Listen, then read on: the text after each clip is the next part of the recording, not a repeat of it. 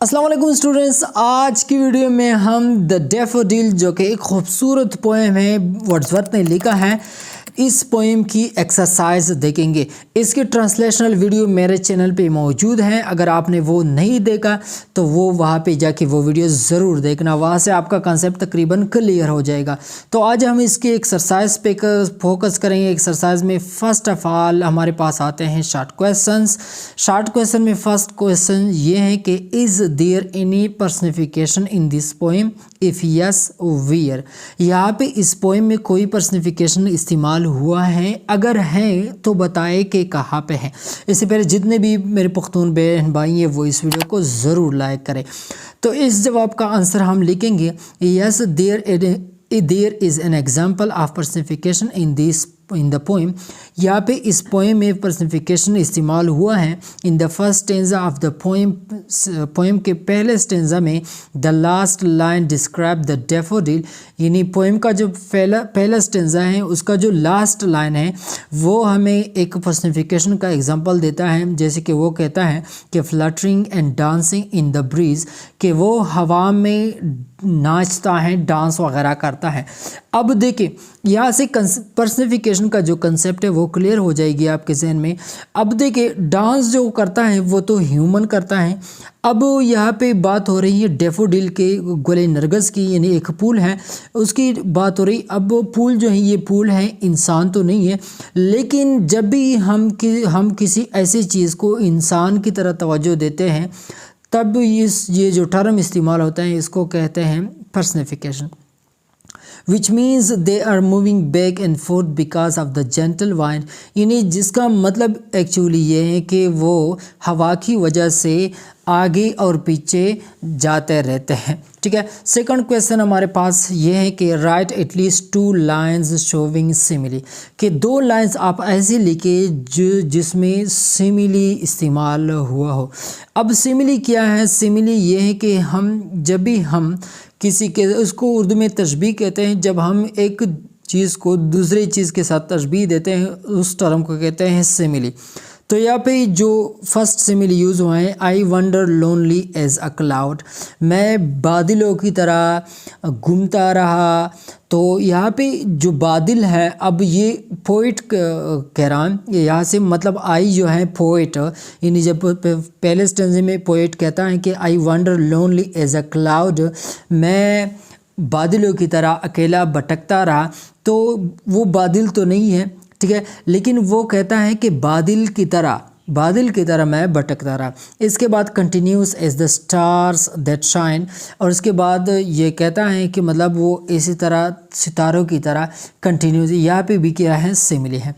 Next question ہمارے پاس ہے what does the word crowd exactly mean, کہ یہاں پہ جو کراؤڈ کا لفظ استعمال ہوا ہے اس کا اصل میں معنی کیا ہے؟ کراؤڈ ہم بیسیکلی ہجوم کو کہتے ہیں، جہاں پہ بہت سارے لوگ جمکٹا بنایا ہوتا ہے لوگوں نے، تو وہاں پہ ہم کراؤڈ کا لفظ استعمال کرتے ہیں۔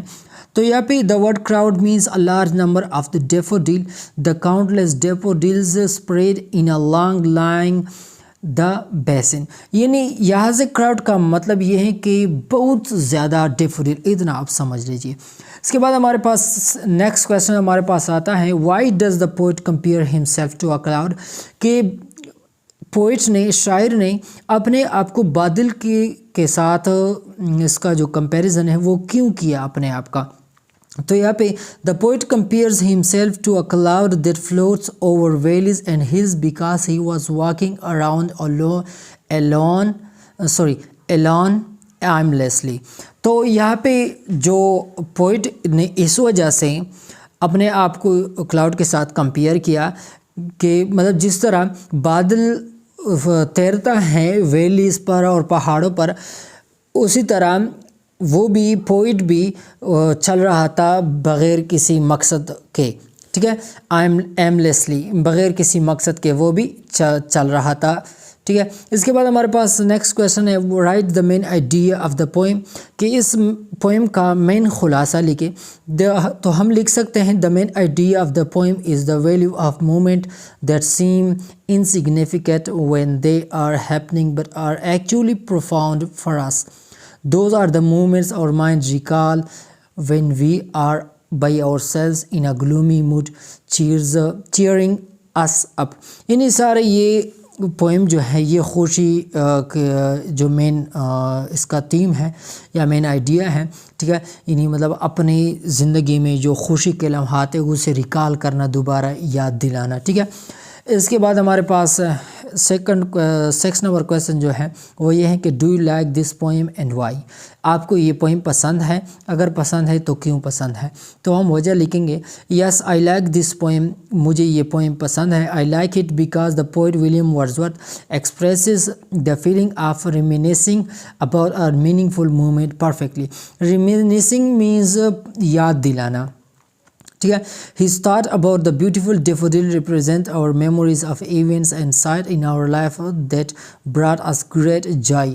یعنی اس کا مطلب یہ ہے کہ جو ہمیں یہ پوئم اس وجہ سے پسند ہے کیونکہ یہاں پہ ورڈزورتھ ہمیں وہ چیزیں بتا رہے ہیں جو کہ ہمارے زندگی میں کچھ ایسے لمحات ہیں جس سے ہمیں بہت خوشی ملتی ہے، وہی یادداشت ہمیں دلاتی ہے، ٹھیک ہے.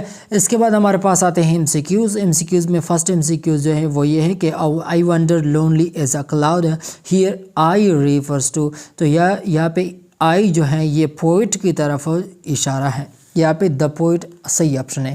اس کے بعد ہمارے پاس سیکنڈ ایم سی کیوز آتا ہے the stretched in never ending line along the margin of a bay here they refers to. یہاں پہ جو دے ہیں یہ کس کو ریفرز ہو رہا ہے؟ تو یہاں پہ اس سے مراد دا ڈیفوڈل ہیں کیونکہ وہ اسٹریچ ہو گئے تھے. اس کے بعد ہمارے پاس آتے ہیں poet could not but begay in such a jocund company here the jocund company refers to daffodil. ٹھیک ہے، یہاں پہ اس کا مطلب یہ ہے کہ یہ خوشی کی معنی میں استعمال ہوتا ہے، باقی تو اس میں کوئی مشکل چیز نہیں ہے. اس کے بعد ہمارے پاس آتے ہیں in the first stanza what was the poet doing. ٹھیک ہے، تو یہاں پہ جو ہمارے پاس یہ ہم بولڈ ہو گئے لیکن اس میں جو آپشن ہے اے والا آپشن صحیح ہے سوری واکنگ ایملیسلی. ٹھیک ہے، اس کے بعد ہمارے پاس آتا ہے چوز دا کریکٹ آپشن جو لاسٹ ایم سی کیوز ہے. What wealth the show to me had brought by wealth the poet means. یعنی ویلتھ سے پوئٹ کا کیا مقصد تھا؟ تو پوئٹ کا مقصد بیسیکلی ویلتھ سے جو تھا وہ تھا پلیجر. اس کے بعد ہمارے پاس آتے ہیں ووکیبلری میں ہمیں کچھ ورڈز دیے گئے ہیں جس کا ہم سے میننگ پوچھا گیا ہے. ٹھیک ہے، اس کے بعد جو ہمارے پاس یہاں پہ ہیں او ایف ٹی. تو او ایف ٹی جو ہے وہ ایک پرانا فارم ہے آفن کا، ٹھیک ہے، آفن. اس کے بعد نیور اینڈنگ مینز کنٹینیوس. گلی جو ہے وہ گریٹ ڈیلائٹ کے معنی میں استعمال ہوتا ہے. گریٹ ڈیلائٹ، گریٹ مطلب زیادہ خوشی. بلیس جو ہے گریٹ ہیپینس، وہی بھی معنی بہت خوشیاں. پرفیکٹ جائے، ٹھیک ہے. ٹوینکل جو ہے shine with a gleam that change constantly from bright to faint. اس کے بعد اسپارکلنگ جو ہے ہمارے پاس shining brightly with flashes of light. اس کے بعد ہمارے پاس ووکیبلری میں جو سیکنڈ آپشن ہے وہ یہ ہے کہ which words of the poem means the same as. یعنی یہاں پہ کچھ ورڈز دیے گئے ہیں، کچھ فریز دیے گئے ہیں، اس کا سیم میننگ وہ پوچھنا چاہ رہے ہیں اور وہ مطلب پوچھ رہے ہیں.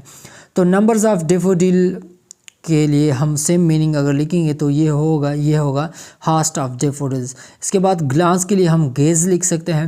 ہیپی فیلنگ کے لیے ہم گلی یا گے لکھ سکتے ہیں. ڈیپ تھاٹ کے لیے ہم پینسیو موڈ بھی لکھ سکتے ہیں. بلیسنگ کے لیے ہم ویلتھ لکھ سکتے ہیں. اس کے بعد ہمارے پاس رائٹنگ میں آتے ہیں. رائٹنگ میں ایک اہم چیز ہے وہ یہ ہے کہ واٹ از پیرافریزنگ. یعنی پیرافریز کا آپ نے بہت مرتبہ نام سنا ہوگا لیکن آپ کو پتہ شاید نہیں ہوگا یہ وہ ہوتا کیا ہے. تو پھر پیرافریز بیسیکلی یہ ہوتا ہے کہ express the meaning of something written or spoken using different words especially to achieve greater clarity.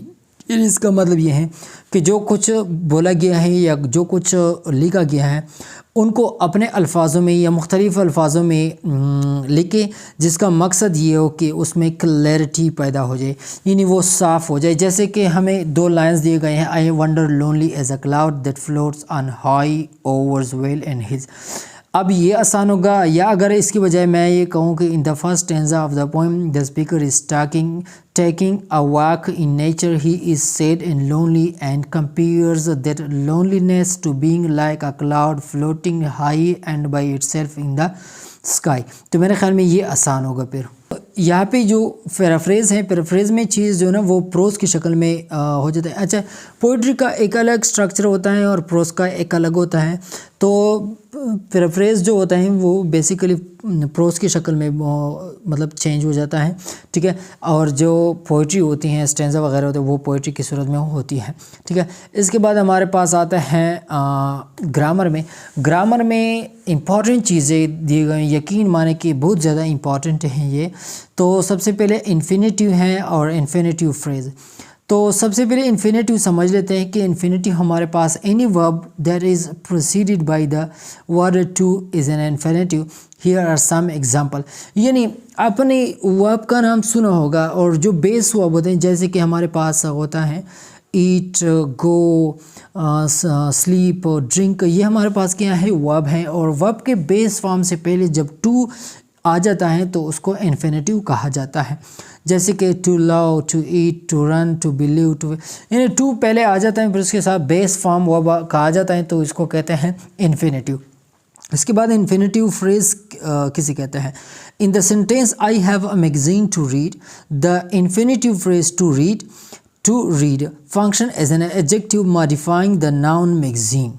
In the sentence, he went to the store to buy groceries, the infinitive phrase to buy groceries function as an adverb modifying the verb went. اچھا، یہاں پہ ایک اور چیز میں آپ کو بتاتا چلوں کہ یہاں پہ اس میں تھوڑا سا فرق ہے.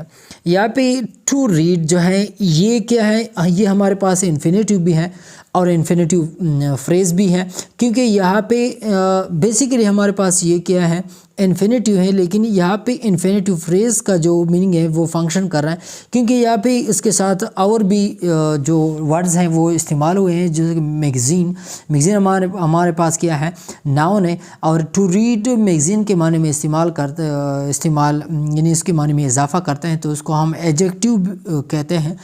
تو اسی صورت میں پھر ہم انفینیٹیو کو انفینیٹیو فریز کہیں گے. یا دوسرا جو ایگزامپل ہے ٹو بائی، ہمارے پاس انفینیٹیو ہے لیکن اس کے ساتھ ناؤن آ گیا ٹو بائی گراسریز، ٹو بائی گراسریز، تو یہاں پہ پھر کیا بن گیا انفینیٹیو فریز. بہرحال یہ بہت ڈیٹیل میں ان سارے چیزوں کے بارے میں انشاءاللہ کبھی اگر موقع ملے تو انشاءاللہ اس پہ میں ویڈیو بناؤں گا، ٹھیک ہے، کمپلیٹ میں انشاءاللہ آپ کو سمجھاؤں گا، ٹھیک ہے. اس کے بعد ہمارے پاس گرامر میں ایک اور امپورٹنٹ ٹاپک آتا ہے جو کہ ہے جرنڈ اینڈ جرنڈ فریز. تو سب سے پہلے جرنڈ سمجھ لیتے ہیں کہ جرنڈ ہمارے پاس وہ ورڈ ہوتے ہیں جو کہ بیسیکلی ہوتی ورب ہیں، یعنی پریزنٹ پارٹیسپل کی فارم میں ہوتی ہیں لیکن ناؤن کی طرح وہ فنکشن کرتا ہے. جیسے کہ gerund is a word like swimming in the sentence I have always enjoyed swimming. The term refers to the ing form of a verb when its function as a noun. یعنی مثال کے طور پر آپ نے ناؤن دیکھا ہوگا، noun میں جو ing والا فارم ہوتا ہے جب وہ ناؤن کی طرح فنکشن کرتا ہے تب اس صورت میں ہم اس کو کہتے ہیں جرنڈ. اب جرنڈ فریز کیا ہوتا ہے؟ جرنڈ فریز ہمارے پاس for example reading a newspaper is a gerund phrase because reading a newspaper is a group of words that start with a gerund. Reading and a newspaper is the object for reading. Reading a newspaper is an example of a gerund phrase. تو یہاں پہ دیکھیں